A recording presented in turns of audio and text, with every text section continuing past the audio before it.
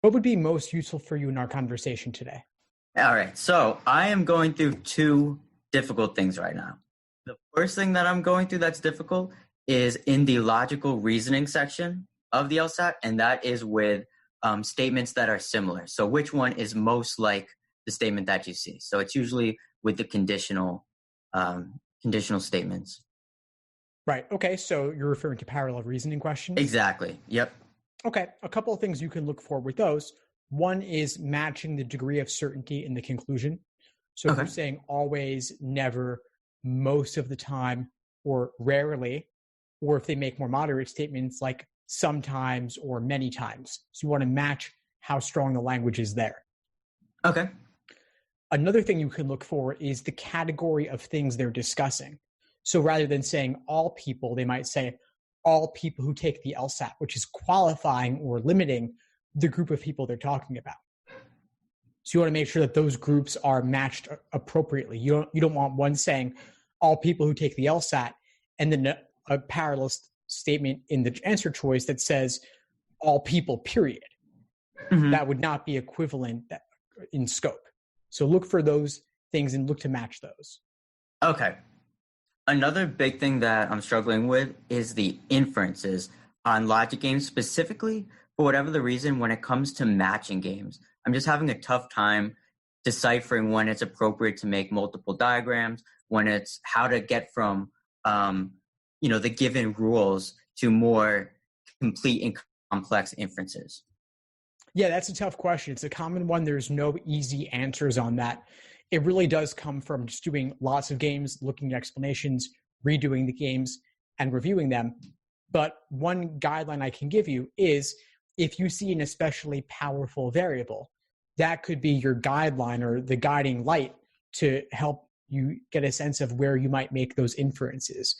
Or if you have, for example, a block of variables that takes up a lot of space, the varying placements of that block could be especially limiting and lead you to only a couple of main diagrams.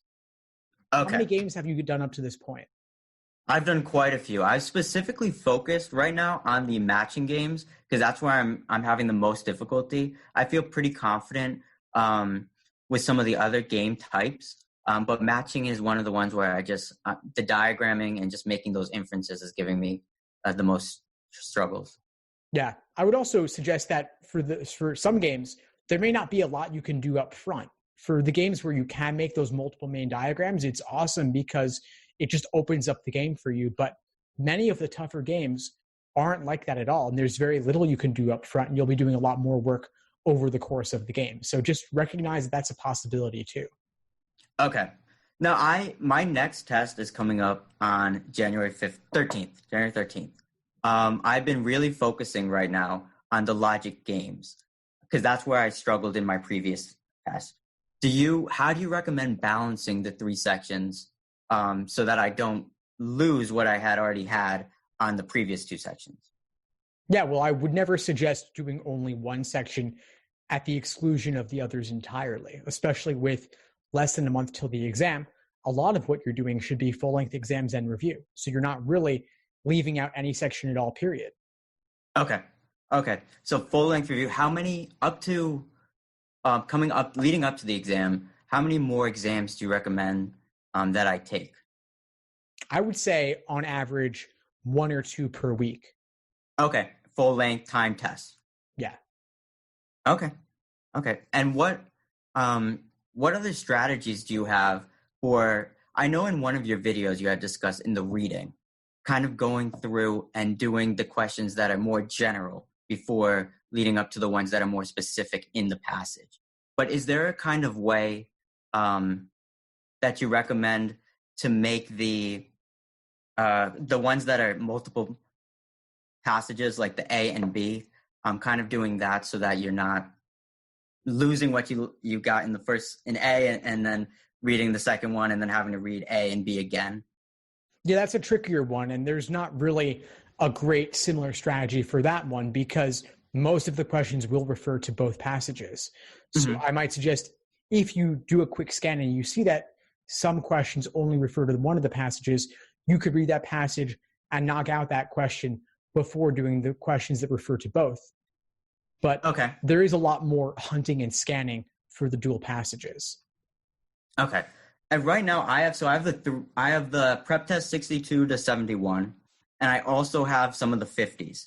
Are there any specific games that you know off the top of your head that you recommend that are really on the more complex side, or specific tests that I should really focus on that would be key to honing in on some of the skills that we're discussing here? Absolutely. Yeah, I have a list of curveball games that I can send you. And those are basically the toughest games that have appeared on the LSAT in general, from exam number 1 up to present. And so that will cover the ones in the 50s, 60s, and 70s as well. There's a lot of value to working on those, because those especially are the types of games where there typically is not a ton you can do up front, as we were talking about. And they can throw you for a little bit of a loop where you're really taking just a couple of rules and holding them in your short-term memory and applying them over the course of the game. So I'll send you a link to those. Okay. And so if I do find, let's say it's test day, and I find that I can really, I look through the 4 games, I can find I can only do 3 of them. How do you recommend distributing, like how do you recommend approaching that? Is it better to attempt the last game at all, or to focus that time on the 3 that I know that I'm capable of at least making diagrams and answering the questions to the best of my ability? If you were making the decision given to only do 3 games, you might consider doing only the orientation question of the 4th game, because that one typically is a little bit of a gimme. There isn't that much you're doing up front to figure that out. So maybe you want to knock that one out also. As for the remaining 3 games, how you distribute time, it's really based on whatever you need. Games are not of equal difficulty. And so if we take 35 divided by 3, that's about 12 minutes a game. But maybe some games will take 14 minutes and others would take 10, and that's fine. Right. Okay. All right. Well, what's your goal score? My goal score is to be right in the 160s. Hopefully, so my first test was in the 50s, and I'm hoping to get up a couple, 10 points or more, and try and get that to 160, 165, somewhere in that range. I would be really quite happy. Okay. Well, then I would encourage you to practice with that decision in mind on your diagnostic tests, on your tests leading up to the January LSAT, because you may find that leaving out an entire game puts too low a ceiling on your ultimate score. Okay. Because think about how many can you get wrong in reasoning, how many can you get wrong in reading comp, while still excluding an entire game and still let you end up with a 160 or 165. You may end up needing to do all 4 games. I'm not saying it's impossible to get the 165 without that, but it's tough. So see how high your accuracy is on reasoning and reading comp. You may end up realizing that you do need to do all 4 games because it's easier to perfect games than it is to perfect the other sections. Okay. All right. With the reading, I also find that I'm highlighting a lot, and I know that you said that that's something you don't necessarily recommend. And I find that I'm also highlighting things that generally don't come back at all. So maybe in the reading itself, there's a highlighted or italicized word or something, and I find that I'm highlighting it, making marks in the text, and it's just not being used. So do you have any suggestions on ways that I can kind of simplify my highlighting but still get to the main point quickly without using a lot of time and still having a good sense of what's going on in the passage? Yeah, I mean, it's not really about the vocabulary, and it's never really about the topic either. It's about the structure, how they go about making their argument. So I wouldn't pay too much attention to all the details. I would just note where they are mentally, so you can go back and find them when you need to. And I personally don't love the digital LSAT highlighting tools either. So you may try it out, but it can be a little bit unreliable with the degree of precision that it has. So I would test maybe not making any annotations on the passage itself, but instead jotting down a quick note or 2 on your scratch paper. Okay. Now, this is a law school application question. Sure. I found that I have 4 sources that are writing letters of recommendation. And one of them, so 2 of them are from attorneys. I worked at a law firm over the summer just until the holidays, and 2 of them are from professors. Is there kind of a balance that you recommend, like 1 and 1, or should you, if you only given 2, do you recommend 1 attorney, 1 professor? If you have 3, is there kind of a better way to do it, or is that kind of up to what they say or how well you know them? Yeah, I would prioritize how well you know them and how confident you are they'll write you a great letter. So if you could rank on a scale of 1 to 10, your prediction for how strong the letter will be, drop the lowest one. So maybe you have like 2 9s, 1 8, and 1 7. Drop the 7, submit the other 3. Okay. I would have a slight bias in favor of academic letters over the work experience letters, but that's the only other input I would have. Okay. And then also for applications, do you recommend, like for personal statements, do you recommend dovetailing kind of what you told the people in the letters of recommendation to discuss, or do you recommend going completely separate route? That's a good question.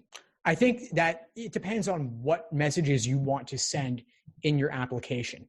If there's 5 different things you want to communicate, you may not have space to have a lot of overlap between what's in one area and what's in another area. On the other hand, if you only have 2 or 3 major points you want to communicate, then having some overlap is okay. Just don't be a perfect repetition. So maybe there's something that you allude to in your personal statement, but then one of your letters of rec goes much deeper on that topic, or vice versa. Okay. That's a great point. All right. And just like final thoughts, do you have any major strategies? I know that you sent a great 1-month study plan that has a lot of great information and tips and places to go and look for resources and such. But do you have any, last kind of final thoughts on preparing in this last couple of weeks before the exam? Anything that should really be a place of focus and attention, or is there just, anything that you have to give?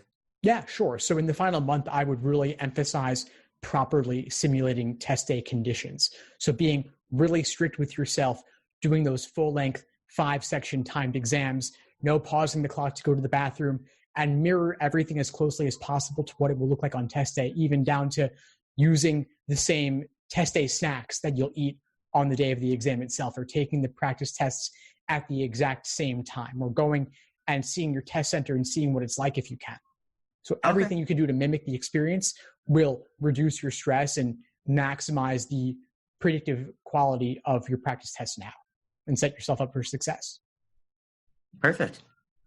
Excellent. That's really, I think, some great strategies. I know that in this, last couple of weeks, I'm really going to focus in again on those logic games. So if you have any other materials that, I know you're always making good stuff and putting out good content. So I'd love to have it. If you're sending out emails, definitely keep me in mind. And this was definitely very helpful.